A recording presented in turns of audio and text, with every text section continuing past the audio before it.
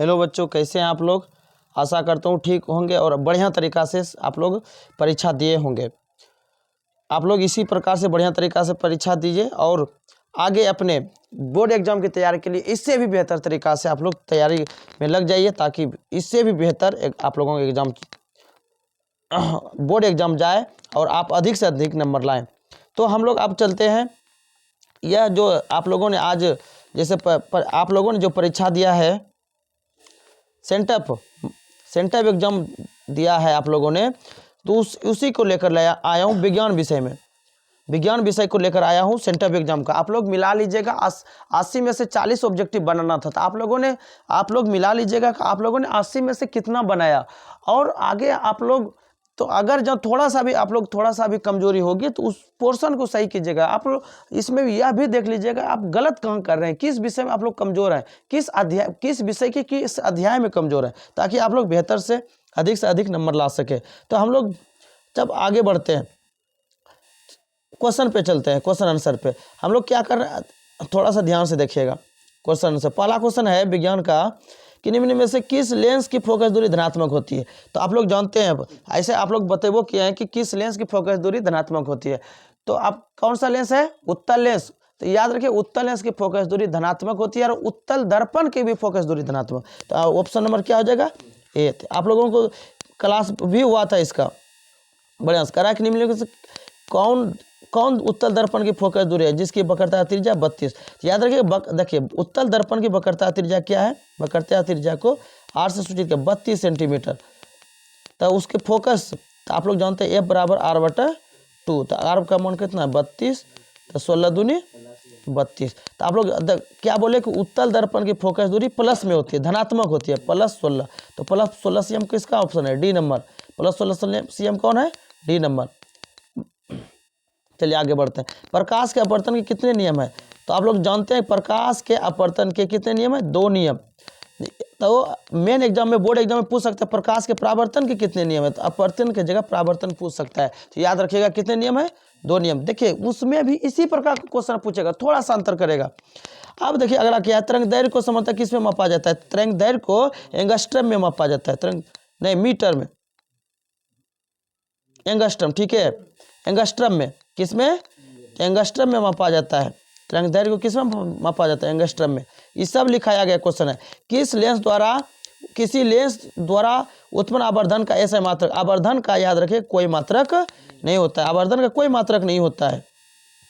कह रहा है कि किसी गोलीय दर्पण द्वारा बना प्रतिबिंब का आवर्धन एम है, तो किसके बराबर, आवर्धन का एम बराबर होता है -v/u, -v/u। ऑप्शन नंबर कौन हो गया, बी, -v/u। और लेंस में अगर पूछेगा, लेंस में लेंस का आवर्धन v/u और दर्पण का आवर्धन -v/u। कोई भी पूछ सकता है। कह रहा कि यदि एक अवतल दर्पण के सामने रखी एक वस्तु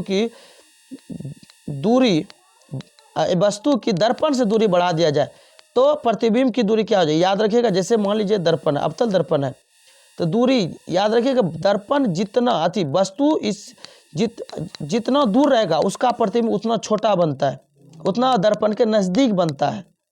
और जैसे जैसे वस्तु दर्पण की ओर जाता है तो उसका दूरी दर्पण से क्या होता है, प्रतिबिंब की बढ़ती जाती है। तो दर्पण के सामने वस्तु कह रहा है कि रखी जाए तो दर्पण से दूरी बढ़ जाए, तो उसका दूरी बढ़ने पर प्रतिबिंब की दूरी क्या हो जाएगी, घटती जाएगी। आंसर क्या हो जाएगा, सी, घटती जाएगी। कह रहा है कि उत्तल दर्पण की फोकस दूरी और वक्रता त्रिज्या का अनुपात, फोकस दूरी और वक्रता त्रिज्या। तो आप लोग जानते हैं फोकस दूरी क्या होता है, तो फोकस दूरी वक्रता त्रिज्या ना, तो फोकस दूरी जो होता है वक्रता त्रिज्या आधी होती है, मतलब यह 1 हुआ तो यह क्या हो जाएगा, 2, यानी कि 1:2। क्या हो गया, 1/2 हो जाएगा।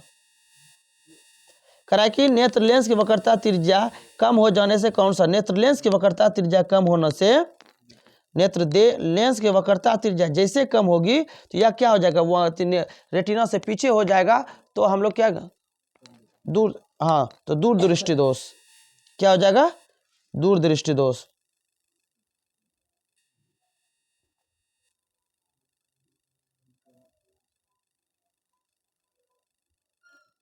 नहीं सॉरी, निकट दृष्टि दोष होगा इसका, निकट दृष्टि दोष।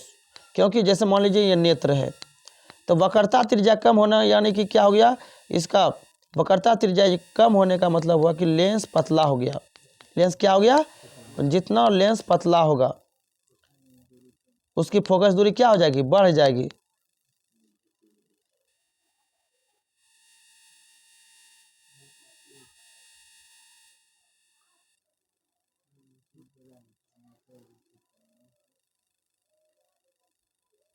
निकट दृष्टि दोष होगी। कह रहा है कि कांच के अवतल लेंस के को वायु में रखने से क्या होगा, कोई भी अवतल लेंस का अवतल लेंस वायु में रखने से शक्ति क्या होगी, तो आप लोग शक्ति धनात्मक या ऋणात्मक देखिए जो भी होगी, अवतल लेंस कांच के अवतल लेंस के वायु में शक्ति क्या होगी, तो याद रखिएगा अवतल लेंस है तो उसकी फोकस दूरी हमेशा क्या होती है, फोकस जो भी फोकस दूरी होगी वही उसका शक्ति होगा। तो कांच का अवतल लेंस की फोकस दूरी क्या होती है, ऋणात्मक। इसका आंसर क्या हो जाएगा, ऋणात्मक, धनात्मक नहीं होगा। वायु से क्या मतलब है, वायु में रहता है। ए मीटर को किस में मापा जाता है, ए मीटर विद्युत धारा, अब वोल्ट मीटर को विभव। उपकरण जो विद्युत ऊर्जा को यांत्रिक में बदलता है, विद्युत ऊर्जा को किस में बदलता है, यांत्रिक में। कौन बदलता है, विद्युत मोटर। और जनरेटर क्या करता है, यांत्रिक को विद्युत में बदलता है। कह रहा है कि श्रेणी क्रम से जुड़े दो प्रतिरोध को R1 R2 का समतुल्य प्रतिरोध श्रेणी क्रम में जुड़ा है, तो श्रेणी क्रम R1 plus R2, option number C. कह रहा है कि वो नवीकरणीय स्रोत, ऊर्जा का स्रोत, सूर्य से प्राप्त ऊर्जा, कोयला से प्राप्त ऊर्जा, वो नवीकरणीय जल से प्राप्त, पवन से। वो नवीकरणीय का मतलब हुआ कि जो समाप्त हो जाए, तो कोयला समाप्त न हो जाता है, वो नवीकरणीय स्रोत है कोयला। किलोवाट घंटा किसका मात्रक है, किलोवाट घंटा किसका मात्रक है, विद्युत शक्ति का, विद्युत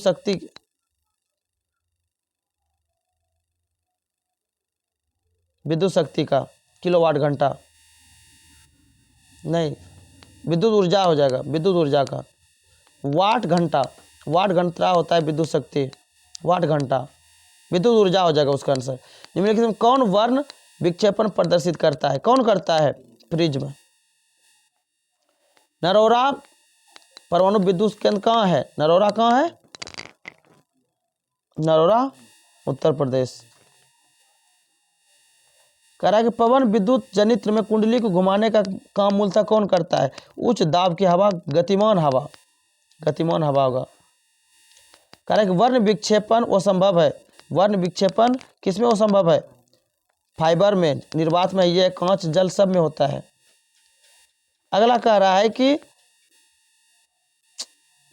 100 वाट और 200 वोल्ट अनुमत बल्ब को 100 वोल्ट आपूर्ति से जोड़ने पर धारा क्या होगी, कितना एम्पियर प्रवाहित होगी।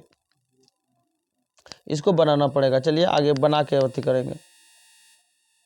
करें कि एक वस्तु की नेत्र से दूरी बढ़ने पर रेटिना पर बना प्रतिबिंब क्या होता है, एक वस्तु के नेत्र से दूरी जितना दूर होगा प्रतिबिंब उतना क्या होगा, छोटा होगा,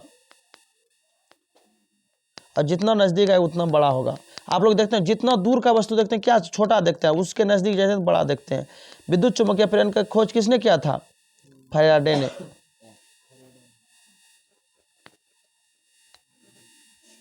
करेक्ट, निम्नलिखित में कौन सा कथन सत्य है, जूल बराबर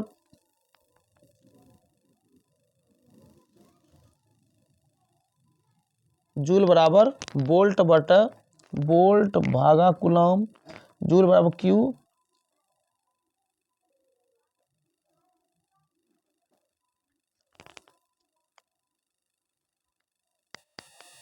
बराबर IT।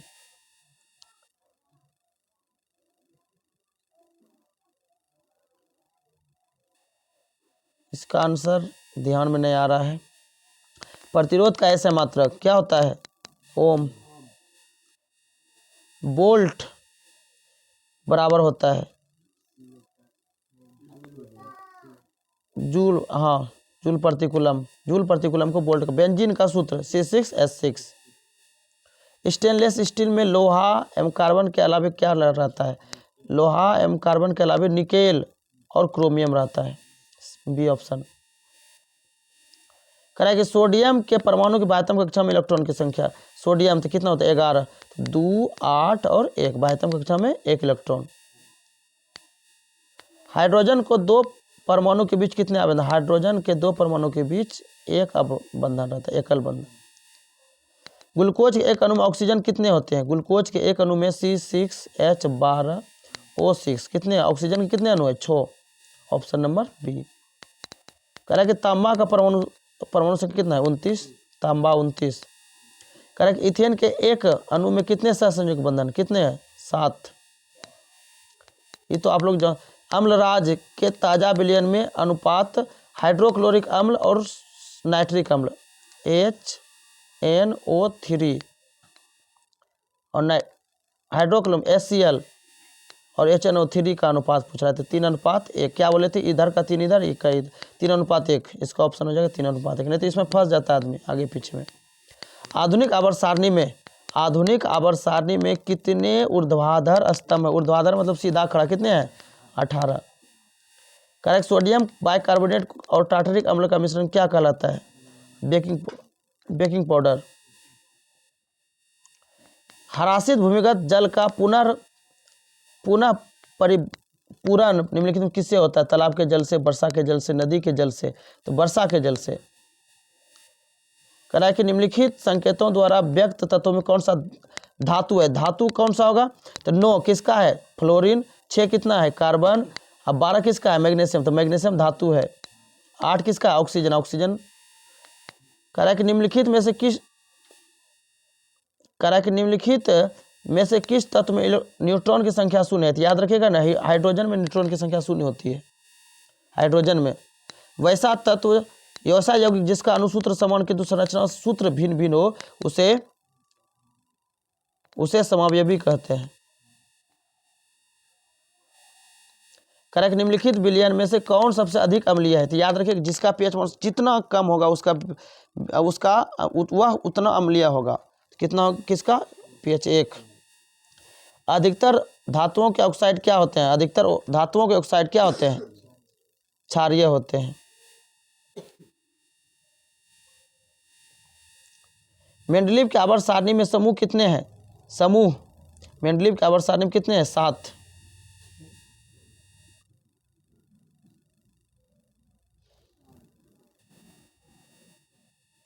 ऑक्सीजन आधुनिक आवर्त सारणी के किस समूह का सदस्य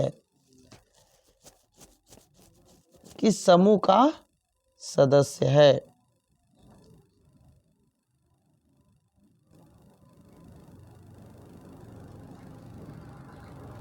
ये देखना पड़ेगा, ध्यान में नहीं आ रहा है। वे तत्व जिसके बाहरी सेल पूर्ण रूप से भरे रहते हैं उसको उत्कृष्ट गैस कहा जाता है। जो पूर्ण रूप से भरा था वो क्रिया गैस।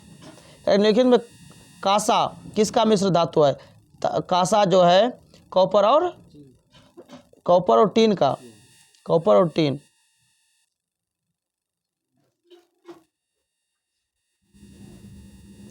आधुनिक आवर्त सारणी में 36 कतार क्या कहलाते हैं, 36 क्या कहलाती है, ऐसे कतार क्या कहते हैं आवर्त।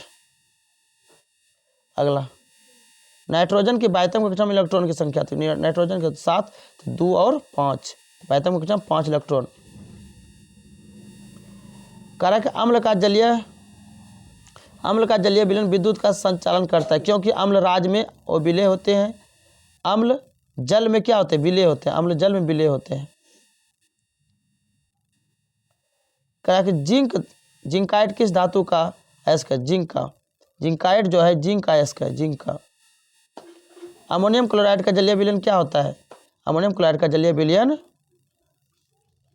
NH4Cl क्षारीय होता है। करेक्ट। निम्नलिखित में से कौन सा तत्व आसानी से इलेक्ट्रॉन का त्याग नहीं कर सकता है, इलेक्ट्रॉन का त्याग, कैल्शियम मैग्नीशियम सोडियम, यह सब वो धातु है और यह फ्लोरीन धातु है, तो फ्लोरीन होगा आंसर। कह रहा है कि सोने में कौन सी धातु मिलाकर मिश्र धातु तैयार किया जाता है, सोने में कौन सी मिलाई जाते हैं, कॉपर, तांबा मिलाई जाती है। अम्ल के जलीय विलयन का स्वाद कैसा होता है, अम्ल कैसा होता है, खट्टा। करेक्ट। निम्न में कौन अम्लीय ऑक्साइड है? याद रखिएगा, अम्लीय ऑक्साइड ना कह रहा है।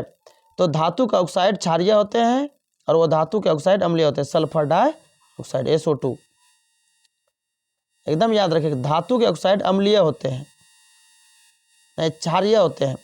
तो ये मैग्नीशियम धातु है, कैल्शियम भी धातु है, कॉपर भी धातु है। अगला निम्नलिखित में कौन एक परमाणु अणु के है?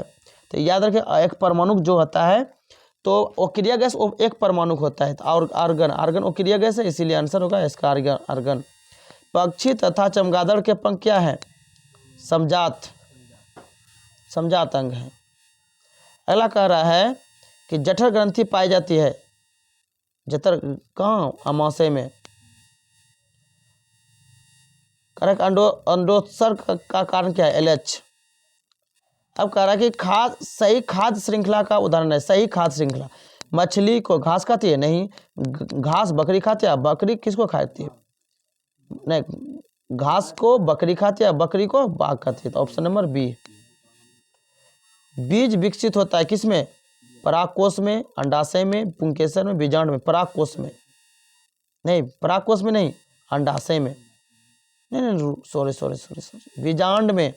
तो ऐसा जो ओवरी होता है यह बीजांड होता है, यही बीजांड है।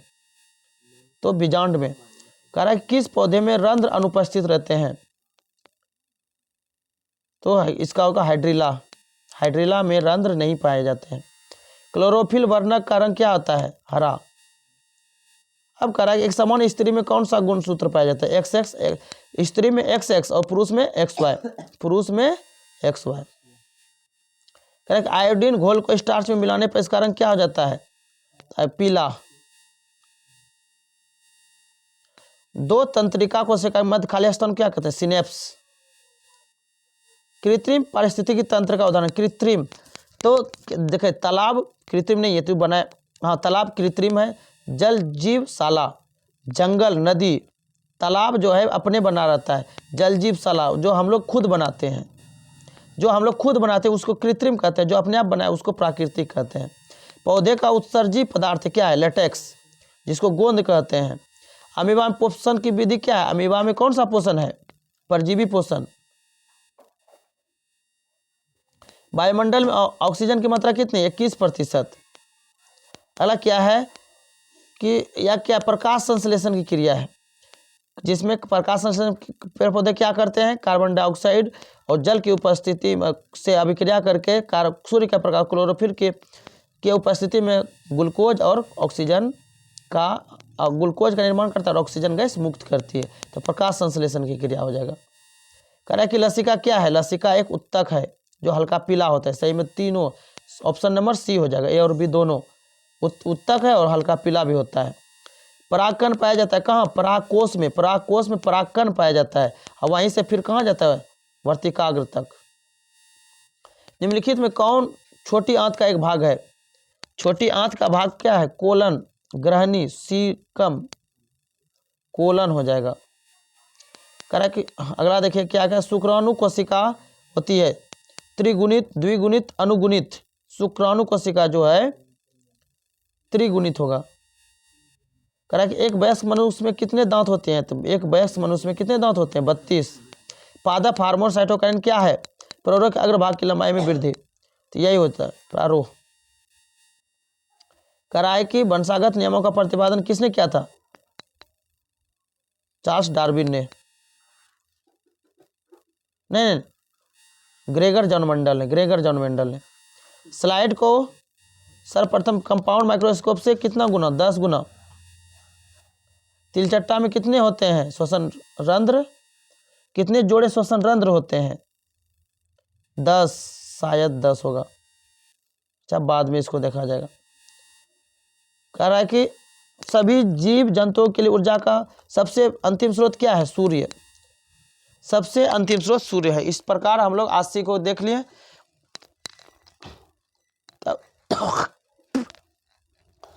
तो इस प्रकार आप लोग आशी में मिलाइए कितना सही है और कितना गलत है। तो अब हम लोग अगले वीडियो में मिलेंगे। आगे के लिए जय हिंद, जय भारत।